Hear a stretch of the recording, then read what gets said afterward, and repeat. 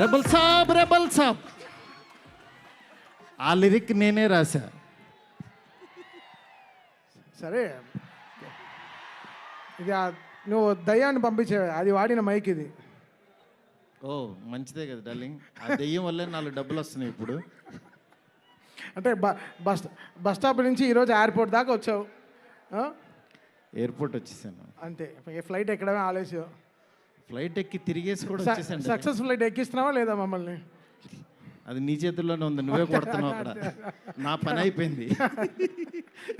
నువ్వు ఎంత బాగా కొడితే. డార్లింగ్ చూడండి డార్లింగ్, అసలు ఫస్ట్ రోజు నుంచి ఈ మాట మీదే ఉన్నాడు. సరే మాట్లాడు, చెప్పు డార్లింగ్. నీ వెనక్కే నేను. చాలా మాట్లాడాలనుంది, చాలా చెప్పాలనుంది, కాకపోతే అన్నీ చెప్పు డార్లింగ్. నేను వెయిట్ చేస్తా. నీకు చాలా కామెడీగా ఉంది డార్లింగ్. మన అంతే కదా darling. Anyway thank you so much. First of all రెబల్స్కి చాలా థ్యాంక్స్. ఎందుకంటే నేను తీసిన సినిమాని బిగినింగ్ నుంచి నన్ను ఎంకరేజ్ చేస్తూ ఇంత దూరం తీసుకొచ్చారు. అసలు ఈ సినిమా, ఈ మూమెంటు, ఈ ఈవెంటు ఇక్కడికి వస్తాను అని అనుకున్నానంటే కారణం ఇద్దరే. ఒకళ్ళు నా కింగ్ సైజ్ కట్అవుటు రెబల్ స్టార్, అట్లాగే ఈ సినిమాని మేమెంత ప్రేమించినా సరే వెనకడుగు వేయకుండా మమ్మల్ని నడిపించిన వ్యక్తి విశ్వ సార్. మీకు ఎప్పటికీ రుణపడి ఉంటాను సార్. ఎందుకనంటే ఆయన లైఫ్ పెట్టేశారు ఈ సినిమాకి. పీపుల్స్ మీడియా మొత్తం, పీపుల్స్ మీడియా స్టాఫ్ కానీ, పీపుల్స్ మీడియాలో పనిచేసే ప్రతి ఒక్కళ్ళు కానీ, మనం ఈరోజు ఏదో ఇది నేను చెప్తున్నాను, ఒక సాదా సీదా ఒక ఫంక్షన్ కాదు ఇది. దీని వెనకాల చాలా కష్టం ఉంది, అంత ఈజీ కాదు. మేము ఒక రెబల్ స్టార్ని తీసుకుని వచ్చి, ప్రభాస్ గారిని తీసుకుని వచ్చి భోజనం పెట్టి పంపించేసే అలాంటి సినిమా తీయలేదు ఇది. ఆయన్ని తెచ్చుకున్నప్పుడు అలాంటి ఆ రేంజ్ ఫుడ్డే పెట్టాలని ఫిక్స్ అయ్యాం. అందుకని మీకు నేను చెప్తున్నాను, థియేటర్కి వచ్చిన వాళ్ళకి మాత్రం 100% ఎంత ఎఫర్ట్ పెట్టామో మీకు కళ్ళకు కనపడుతుంది. నెక్స్ట్ అసలు ఈ జర్నీ ఇక్కడ కొంచెం మాట్లాడాలి. నన్ను మా ఫ్రెండ్స్ అందరూ మాట్లాడమని చెప్తున్నారు. అంటే కథల్లోనూ, చరిత్రలోనూ, పుస్తకాల్లోనూ వింటూ ఉంటాం, ఆ దేవుడు అలా కిందకి దిగొచ్చాడు, కనకదుర్గమ్మ ఒక రిక్షావాడు కోసం కిందకు వచ్చింది, ఇట్లా వింటూ ఉంటాం, ఆ పుస్తకాల్లో చదువుతూ ఉంటాం. నా రియల్ లైఫ్లో ఆదిపురుషు జరుగుతున్నప్పుడు బాంబే నుంచి కాల్ వచ్చింది. ఆయన రాముడు గెటప్లో ఉన్నప్పుడు ఈ మారుతి వెళ్ళాడు ఆయన దగ్గరికి. వెళ్ళిన తర్వాత అలా మా పరిచయం స్టార్ట్ అయింది. ఆయన ఆ రోజు బాగా నవ్వించానని అనుకున్నాను. కానీ ఆయన అంటే ఆయనకు అసలు అవసరం లేదు. ఎందుకంటే బాహుబలి హీరో. కాశ్మీర్ వెళ్ళినా, ఆఫ్రికా వెళ్ళినా, ఇంకెక్కడికో మసైబారా అని ఏదో మారుమూల గ్రామం సౌత్ ఆఫ్రికాలో ఎక్కడో వెళ్ళాం. వెళ్తే నేను ఫిల్మ్ డైరెక్టర్ని అన్నా. అవునా అన్నాడు, పైనుంచి కింద చూశాడు. నా హీరో ఎవరో తెలుసా అన్నా. అంటే ఎవరని అన్నాడు. ప్రభాస్ అన్న. ఓ బాహుబలి హీరోనా అన్నాడు. అంటే మసైబారాలో ఒక వేరే జాతి వాళ్ళకు కూడా తెలిసిపోయారు ఆయన. నిజంగా రాజమౌళి గారికి ప్రతి డైరెక్టరు చాలా రుణపడి ఉన్నాం. ఎందుకనంటే ఇవాళ పాన్ ఇండియా అని అందరూ కాల్ రేస్కి తిరుగుతున్నాం, కానీ ఒక వ్యక్తి లైఫ్ పెట్టేసి ఒక మీడియం రేంజ్ హీరోని ఒక పాన్ ఇండియాకి పరిచయం చేసి ప్రపంచానికి ఈరోజు ఒక పెద్ద కటౌట్ని నిలబెట్టారు ఆయన. నిజంగా మనం ఒక తెలుగు ఇండస్ట్రీకి ఈరోజు ఒక స్వర్ణయుగం లాంటిది. ఒక సుకుమార్ గారు, ఒక సందీప్ రెడ్డి వంగ, ఒక ప్రభాస్ గారు, అల్లు అర్జును, ఇట్లా అసలు ఎంతమంది ఎన్టీఆర్ గారు, ఇట్లా రామ్ చరణ్, ఇట్లా ఎంతమంది స్టార్స్ తయారవుతున్నారు. నాలాంటి ఒక మిడ్ రేంజ్ సినిమాలు ఒక 11 సినిమాలు చేశాను. నా రేంజ్లో నేను చేసుకుంటూ వెళ్ళిపోతున్నా. అలాంటి వాడిని కూడా నువ్వు ఇక్కడ కాదురా బాబు, నువ్వు రెబల్ యూనివర్సిటీలో జాయిన్ అవ్వు, నువ్వు పెద్దోడవు అని ఆ వ్యక్తి తీసుకొచ్చి నన్ను ఇక్కడ నుంచోబెట్టారు. ఈరోజు నిలబడి మాట్లాడుతున్నా. నేను రాశాను, నేను తీశాను, కానీ నా వెనకాల ఉన్న శక్తి మామూలు శక్తి కాదు. అది ఆయన యాక్టింగ్ చేసి వెళ్ళిపోవటం కాదు, ఆయన లైఫ్ పెట్టేశారు. అది నన్ను అంటే ఆయన సినిమా పట్ల ఉన్న భక్తి, సినిమా పట్ల ఉన్న ప్యాషను, సినిమా ఆయన ఏకమైపోయిన తీరుకి అది మాటల్లో చెప్తే చాలా తక్కువైపోద్ది. నేను ఏదో కావాలని ఇట్లా పొగుడుతున్నట్టే ఇదని కాదు. ఆయన వేరే, ఆయన సినిమాతో ఏకమైపోయారు. మీ అందరు మనసుల్లో ఉన్నారు. ఆయన ఆ ప్రతిరూపం ఇవాళ మన ఎదురుగుండా కూర్చుంది అంతే. ఇలాంటి దీంట్లో ఈ రాజాసాబు 3 ఇయర్స్ తర్వాత చాలా కష్టపడి ఇక్కడ దాకా తీసుకొచ్చాం.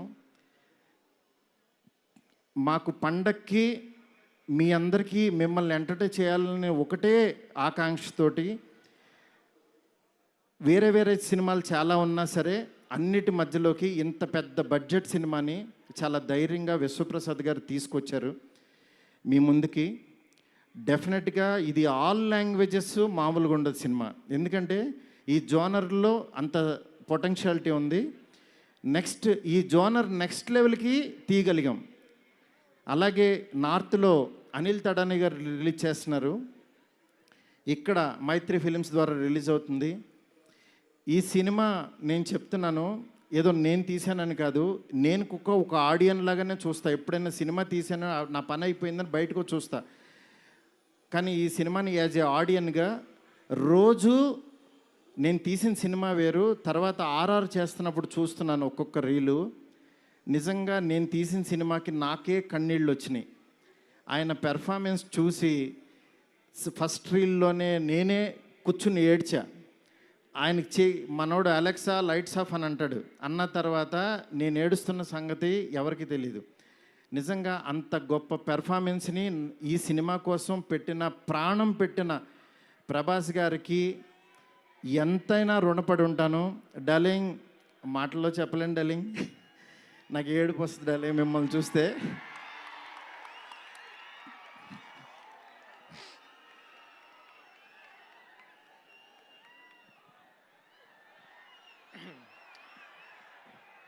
ఏ ఇష్యూనైనా టిష్యూ లాగా చూస్తావు, నువ్వు ఏడుస్తే బాధగా ఉండాలి. ఎస్కేన్, వీ నీడ్ యువర్ పవర్. ఇంకా ఇప్పడానికి ఏం లేదు, షర్ట్ ఇప్పటి యూ డిడ్ సంథింగ్. డార్లింగ్, నేను మీకు తెలీదు, ఎవరన్నా చనిపోయినా ఏడవను. ఎందుకంటే వెళ్ళి కాసేపు చూసుకుని చావు కామన్ కదా అనుకుని వచ్చేస్తూ ఉంటా జనరల్గా.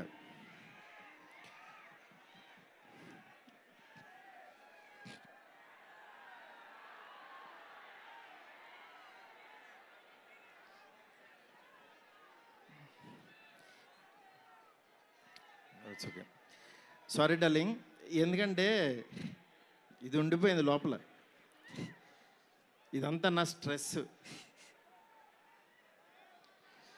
Thank you darling, love you darling. ఇంకంతకు మించి చెప్పలేను. అలాగే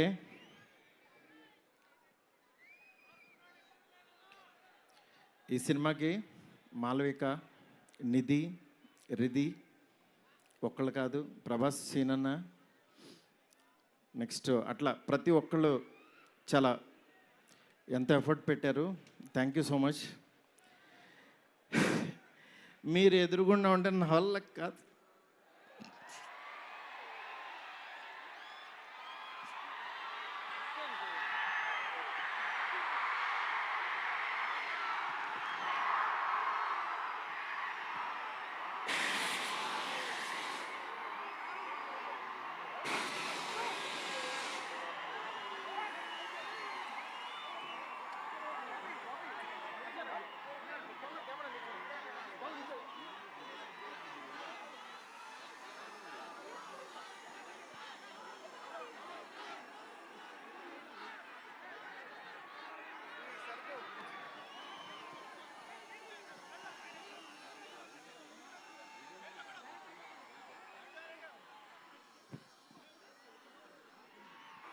I know it's a very, very emotional moment.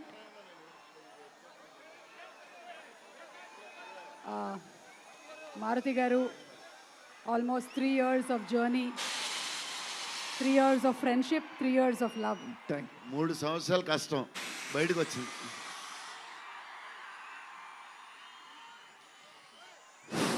అయిపోయింది, నా పని అయిపోయింది, నా డ్యూటీ అయిపోయింది. నేను చెప్తున్నాను, సినిమా చూడండి అంతే. సినిమా చూడండి. సినిమాలో మిమ్మల్ని ఎక్కడన్నా 1% డిస్సాటిస్ఫాక్షన్ చేసినా నా ఇంటి అడ్రస్ పెడతా, రండి.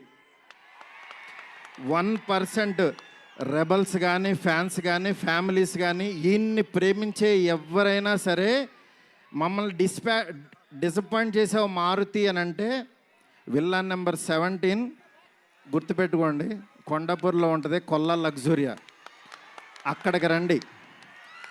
ఇన్ని రోజులు మట్టి నేను ఈయన ఫోటోని ఇట్లా చూపిస్తూ ఉన్నాను కదా, ఇప్పుడు ఈయన్నే చూపిస్తున్నా. Vishwa sir, please come sir. People media factory అధినేత టీజీ విశ్వప్రసాద్ గారికి గట్టిగా చప్పట్లతో ఆహ్వానం పలుకుతాము. Raja Saab he's the producer. Man, he's the man.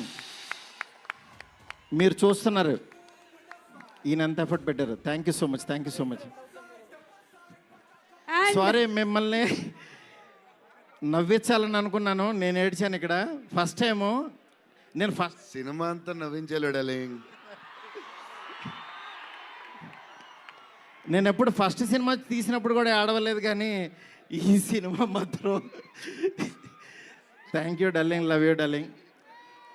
అలాగే నాకు సపోర్ట్ చేసిన నా ఫ్యామిలీ, నా వైఫ్ స్పందన, అలాగే నా పిల్లలు హియా, కేదార్, నీత, నెక్స్ట్ నా డైరెక్షన్ డిపార్ట్మెంట్, నా సైనికులు చచ్చిపోయారు ఒక్కొక్కళ్ళు.